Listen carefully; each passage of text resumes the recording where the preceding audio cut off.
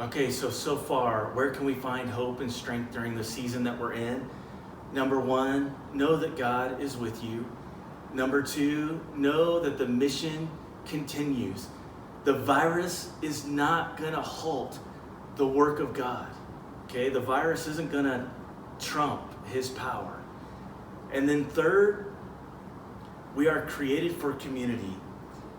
Notice that when Paul went on his different mission journeys in the book of Acts, he never went alone.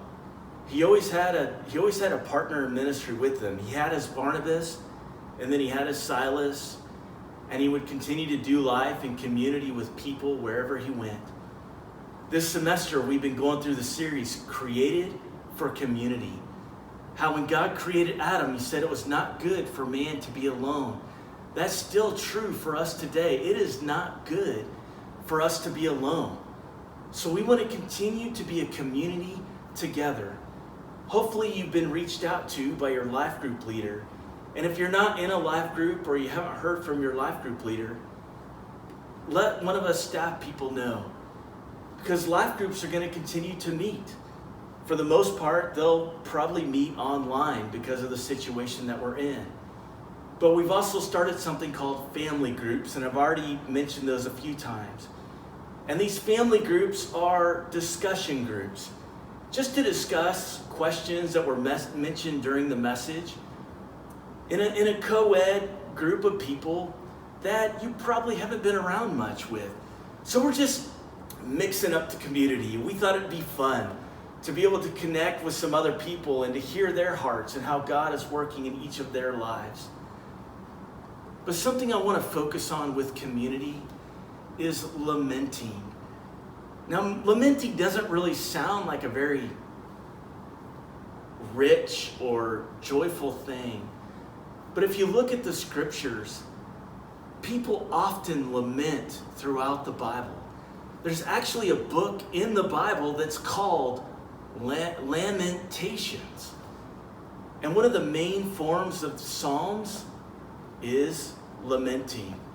I heard one worship songwriter say that 70% of the Psalms are laments, but 0% of the worship songs we sing today are laments.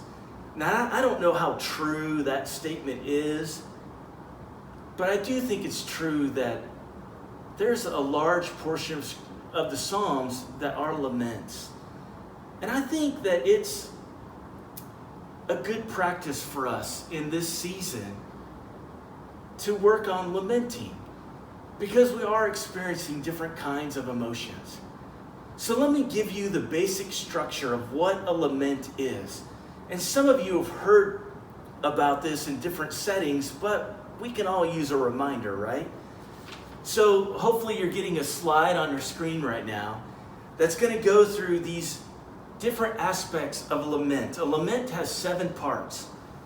First, there's an address to God.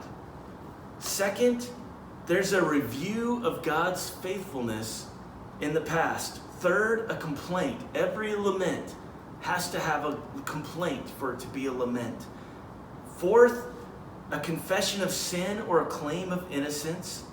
Fifth, a request for help.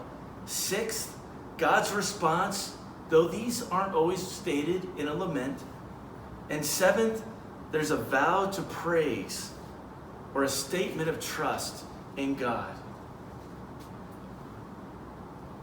After listening to this message, I would love for you to read Psalm 13 and look where the structure of that lament that you just saw on the screen falls into place with Psalm 13, where David has an address to God and he has his complaint, and how at the end he ends with a vow of trusting God. And after you hear this message, I'd also love for you each just to take a couple minutes and write out your own personal lament. It doesn't have to be very long. It didn't take me very long. And just follow the structure of a lament and write out your lament to God. I'm going to share some of my lament that I wrote earlier as I think about the season that I'm in as well. And then if you're comfortable, I'd love for you guys to share your laments in your family groups later. Oh God, you have always been faithful to me. No matter the situation or the location, you have been present and have guided me to this point. But now, God, so many of us live in isolation, and I fear at any moment the virus could come to bite me. Lord, I confess I don't want to live life where the virus and the resulting hardships dominate my thoughts. Please forgive me for where I have not turned my anxieties over to you in prayer. God, please help me to recognize your voice during this season. Please give us favor in ministry and community with others as we seek you. Father, just as in the past you have been faithful, I know now in the present and in the future you will continue to be faithful. Lord, I choose to trust you now and live for you, knowing you are truly the only one who grants peace within my soul. With all the chaos going on around me, you are my peace. Our circumstances have changed, but what hasn't changed is that God is with us. The mission continues, and we're created for community. And I just want you guys to know that I know so many of us would love to be in the same room together and to see each other. But I hope you'll join me in remembering those truths and embracing those truths, and just imagine how awesome it's going to be when God does allow us to come back together again. And my hope is that we'll come back together with a stronger relationship with God than we'd ever had before, because we chose to really seek him and be in his word. And imagine what it's going to be like when we can just share how God moved and how God worked in the midst of the season that we were in. Even though we weren't able to physically see each other, we'll be able to hear stories of how God was at work while we were separated from one another. And then it's going to be great when we're going to be able to be together physically and know that it's not going to be the first time for a lot of us to connect with each other, because we're going to have already spent time connecting with each other through these different resources like Google Chat and FaceTime and Zoom, whatever it might be, or even phone calls and text. Okay, our staff, we love you guys.